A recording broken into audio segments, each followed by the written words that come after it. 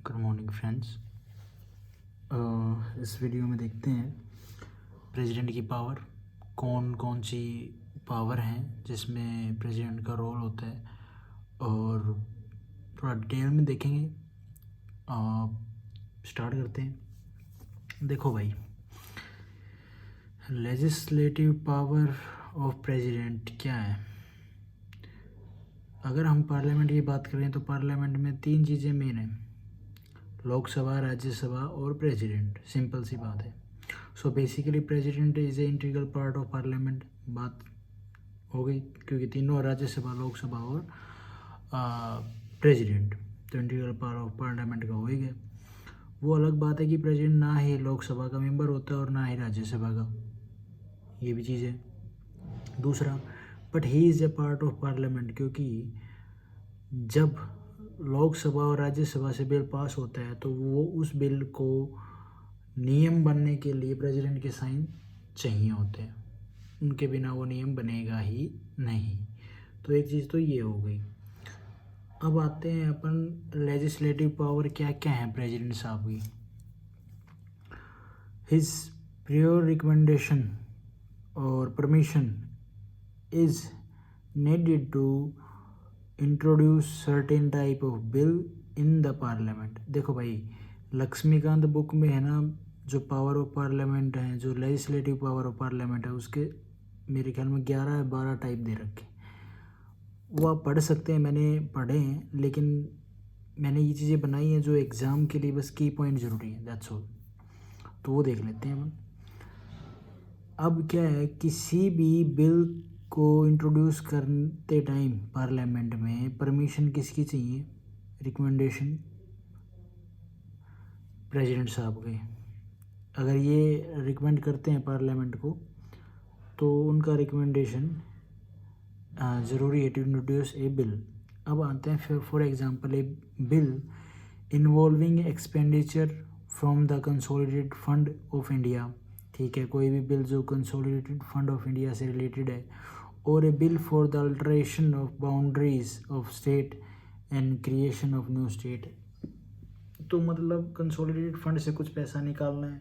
दूसरी चीज़ क्या है, एक स्टेट को उसके बाउंड्रीज में चेंज करना है, न्यू स्टेट क्रिएट करना है, तो हमारे प्रेसिडेंट साहब के उस पर साइन भी होंगे और वो रिकमेंड भी कर सकते हैं।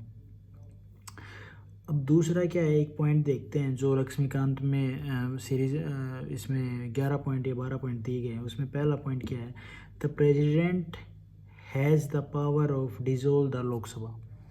अब यहाँ पे मत देखें, मैं आपको जो बता रहा हूँ वो चीज़ें मैंने अभी थोड़ी देर पढ़ा इसके बारे में, लक्ष्मीकांत की बुक, तो उससे कुछ पॉइंट मैं सोचा आपको भी इस वीडियो में डाल दूँ। तो मैंने लिखे नहीं है वो, ये चीज़ में आपको आ जाए तो ठीक है नोट्स में, बाकी मैं आपको बता देता हूँ।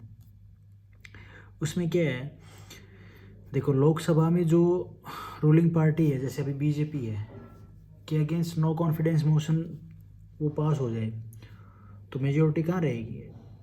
उनके पास कॉन्फिडेंस है ही नहीं सरकार चलाने का, तो अब वो मेजोरिटी को कमांड नहीं कर सकती। बिल्कुल सही बात है। कोई भी ऐसी पार्टी नहीं है पार्लियामेंट में जो मेजोरिटी से गवर्नमेंट बना ली, कोई भी नहीं है, अपोजिशन में भी नहीं है। तो उसके केस में प्रेसिडेंट क्या करेगा, लोकसभा को डिसॉल्व कर देगा। मीन्स लोकसभा ख़त्म और एक न्यू लोकसभा बनाने के लिए इलेक्शन होंगे। यही है डिसॉल्व द लोकसभा। ठीक है, अब आते हैं एक और पॉइंट पे। When a bill is sent to the president after it has been passed by parliament, it can give his assent to the bill। अच्छा, पार्लियामेंट के द्वारा, लोकसभा राज्यसभा द्वारा पास होने के बाद बिल जाता है किसके पास? प्रेसिडेंट के पास, और ही वो अगर पास कर देते हैं तो वो बिल बन जाएगा। सिंपल सी बात है, ठीक है, वो एक्ट बन जाएगा। और withhold his assent to the bill, वो होल्ड भी रख सकते हैं, पास ना भी करें और ना ही उसको फेल करें, अपने पास रख सकते हैं, कैंसिल ना करें, मतलब फेल मतलब। और रिटर्न भी कर सकते हैं, return the bill if it is not a money bill. अगर वो मनी बिल नहीं है तो रिटर्न कर सकते हैं, मनी बिल है तो उनको पास करना ही पड़ेगा क्योंकि उनका उसमें लेना देना कुछ है ही नहीं। और रिकन्सिडरेशन के लिए भेज सकते हैं, ठीक है, रिटर्न मतलब भेज के रिकन्सिडरेशन के लिए भेज सकते हैं। अब क्या है, दूसरी चीज़ क्या बोलता है इसमें,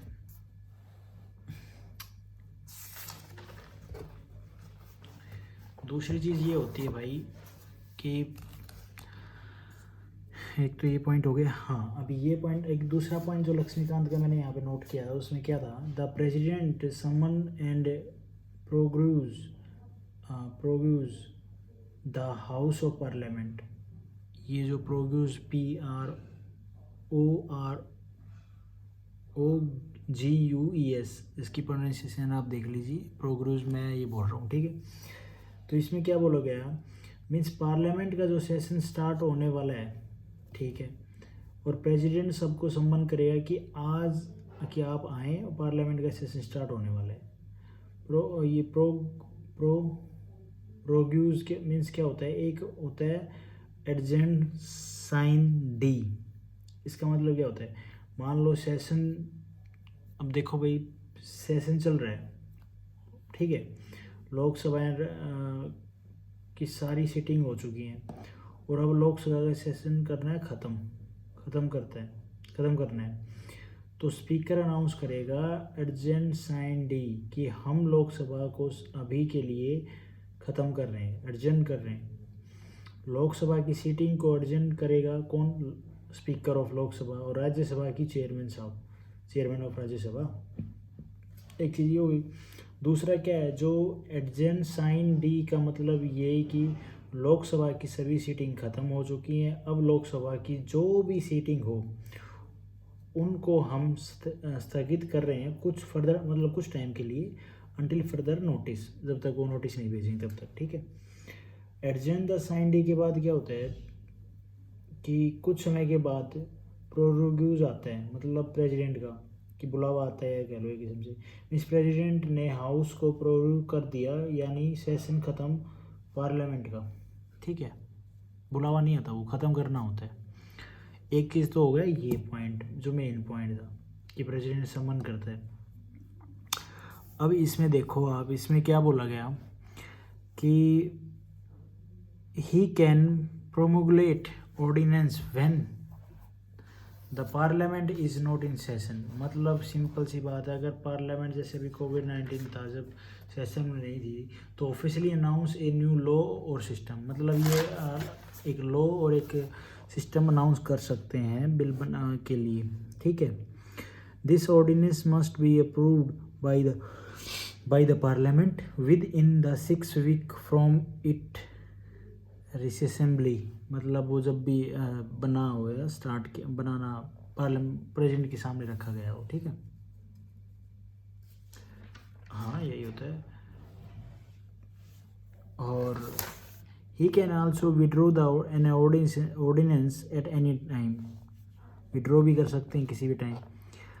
ही lay the report of controller and auditor general union PCS और नहीं UPSC finance commission other before the parliament. In a newly elected Lok Sabha president will give 90 minute welcome speech. बिल्कुल 90 मिनट की वेलकम स्पीच देते हैं प्रेसिडेंट साहब जब newly elected Lok Sabha, नई party आती है, जो पार्लियामेंट सेशन स्टार्ट होता है, तो president enter in parliament wise newly elected Lok Sabha और before budget presentation, 2 time speech देते हैं हमारे प्रेसिडेंट साहब, समझ रहे हो। अब भाई जो लक्ष्मीकांत के 2 और हैं जो की पॉइंट हैं प्रेसिडेंट के बारे में, वो मैं आपको बता देता हूँ। अच्छा, ये आपने नहीं देखा, ये देख लीजिए, ये कुछ पॉइंट हैं, बेसिक पॉइंट है, ये एग्जाम में पूछ लिए जाते हैं। अब क्या है कि जो है लक्ष्मीकांत में क्या बोला गया कि the president address both house of parliament jointly at the first session, ठीक है। तो किसी ऑर्डिनरी बिल के ऊपर लोकसभा राज्यसभा का मतभेद है दोनों का, तो उसको सोल्व करने के लिए जॉइंट सीटिंग लोकसभा और राज्यसभा की बुलानी पड़ेगी। ये जॉइंट सीटिंग केवल ऑर्डिनरी बिल में पे बुलाई जा सकती है, कॉन्स्टिट्यूशनल अमेंडमेंट बिल पे नहीं बुलाई जा सकती। मनी बिल पे तो ज़रूरत ही नहीं है, तो बच गया क्या, केवल Lok Sabha have a power. Lok Sabha money bill पे मतलब लोकसभा के पास पावर है। तो ऑर्डनरी बिल पे जॉइंट सीटिंग बुलाएगा कौन? प्रेसिडेंट साहब। हेड करेगा कौन? Speaker of Lok Sabha. समझ रहे हो? अब एक चौथा पॉइंट और है लक्ष्मीकांत का, उसमें क्या बोला गया जो लेजिस्लेटिव पावर में, president address both house of parliament. ठीक है, दोनों हाउस को प्रेसिडेंट एड्रेस करेगा jointly at the first session. सही बात है, पहले सेशन में। और जो जनरल इलेक्शन होने के बाद जो न्यू लोकसभा आएगी, मतलब जो पार्टी चुन के आई है, उस न्यू लोकसभा से पहले सेशन को एड्रेस कौन करेगा? प्रेसिडेंट साहब। हर साल फर्स्ट सेशन होगा, उसको एड्रेस कौन करेंगे? हमारे प्रेसिडेंट साहब। हर साल जो सेशन होता है, मोशन ऑफ थैंक्स गिविंग होता है, जो प्रेसिडेंट पास करवाता है। ये तो थी लेजिस्लेटिव पावर। कुछ लक्ष्मीकांत में और हैं जिनके बारे में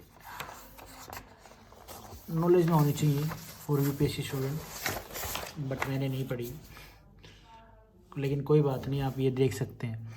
फाइनेंशियली पावर क्या होती है? जब money bill can be introduce in the parliament only with his prior recommendation. ठीक है, money bill can be introduce in parliament only with his prior recommendation. President का रिकमेंडेशन होना चाहिए, वो भी लोकसभा में ही चलेगा। He goes to laid the before the parliament the annual financial statement means is that the union budget president with behalf of the finance minister। ठीक है, he can make advance out of contingency fund of India to meet any unforeseen expenditure। इस यही है कि फालतू खर्चा है यार।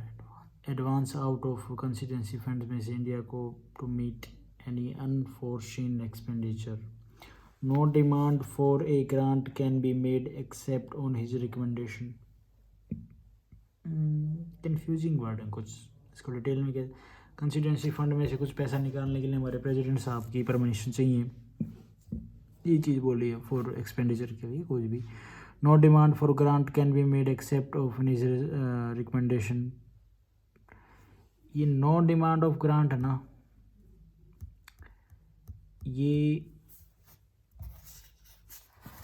कैसे होगा? जो नो डिमांड ऑफ ग्रांट में क्या होता है?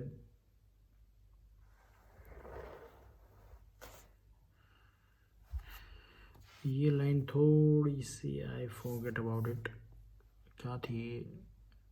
Joint sitting can be summoned by president in case of national security question. Then if president asks for advice, then Supreme Court is bound to give the advice। ठीक है, ये no demand for grant can be made except on his recommendation, ये मैं भूल गया हूँ, ध्यान नहीं है भाई, तो जैसे भी थोड़ा याद आएगा तो I am gonna tell you. Judiciary power क्या होती है? देखो भाई, he appoint the chief justice and जज of supreme court and high court.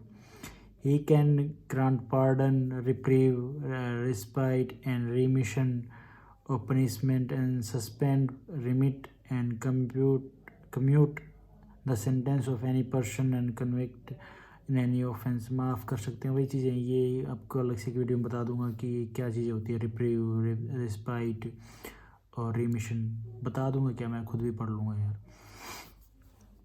अब आता है दूसरी चीज़, in all case where the punishment of sentence is by court martial. ठीक है, ये चीज़ हो गई, ये हो गई हमारे जुडिशरी पावर। और भी होती है जुडिशरी पावर, पर मेन तो एग्ज़ाम में पूछा जाएगा कि भाई जो जज साहब हैं, चीफ जस्टिस को कौन अपॉइंट करता है? प्रेसिडेंट साहब। हाई कोर्ट के जज को कौन? प्रेसिडेंट साहब। तो ये चीज़ें, माफ़ीनामा कौन देता है? हमारे प्रेसिडेंट साहब। अब आता है डिप्लोमेटिक पावर। डिप्लोमेटिक पावर में क्या है? The international treaties and agreement are negotiated and concluded on the behalf of president। बिल्कुल ठीक है।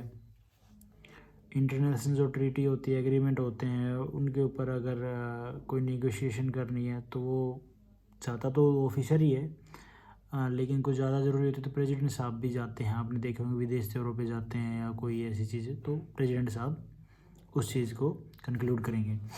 However they are subjected to approval of president, उनको अप्रूवल किसका चाहिए? प्रेसिडेंट साहब का। He represent India in international form, ठीक है, रिप्रेजेंट करेंगे इंटरनेशनल फॉर्म्स में। Affair and send the and receives diplomat like ambassador, his commissioner, high commissioner sorry, and so on. But applied power as a PM। दूसरा क्या है? All the diplomats, ambassador, all India service, IAS, IPS, IFS, article 312 are appointed by president. अब आती है इनके military power. Military power में तो ये आग लगा देंगे, कैसे? चलो देखते हैं। मिलिट्री पावर क्या है? He is supreme commander of the defence force. Question बनता है, सो डिफेंस फोर्स का सुप्रीम कमांडर कौन है? प्रेसिडेंट साहब। In that capacity, he appoint the chief of army, the navy and air force। Appoint करते हैं जो चीफ होते हैं उनको। He can declare war and conclude peace subject to the approval of parliament। बिल्कुल डिक्लेयर भी कर सकते हैं और पीस भी ला सकते हैं कि भाई शांति लेके आओ, वॉर ख़त्म करो। अब आती हैं इनकी इमरजेंसी पावर्स में कौन कौन सी? National emergency 352, presidential rule 356, 365, financial emergency 360। President rule तो अभी जो ऐसे आता ही रहता है, कभी जम्मू कश्मीर में ऐसे ऐसे करके चलता रहता है। अब वीटो पावर है उनकी कुछ। वीटो पावर में मैं आपको